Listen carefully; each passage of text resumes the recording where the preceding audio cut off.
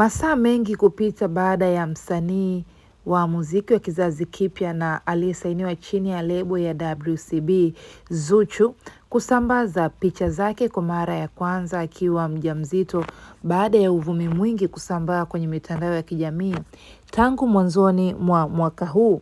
Mpaka sasa familia ya Diamond Platinum haijaposti chochote. Kuanzia dada yake Diamond Esma Platinum, hakuna picha yoyote ameposti mpaka wakati huu. Na hata ukifungua kwenye Insta story yake, hakuna taarifa yoyote kuhusu Zuchu. Lakini pia mama yake na Diamond, mama Dangote, mpaka sasa hakuna picha yoyote ambayo ameposti kumuhusu msanii Zuchu. Kwa sababu kwanza ni msanii wa lebo ya WCB, lakini pia ni ameolewa na msanii Diamond.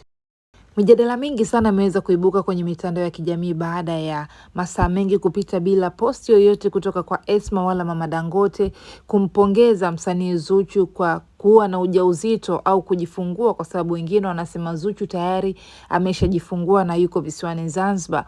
Lakini mama Dangote yupo kimya, Esma yupo kimya. Sijui nini hasa kinachoendelea, au labda kashfa ile mtandaoni ya kwamba wanamtaka Aaliyah huenda ikawa ni kweli.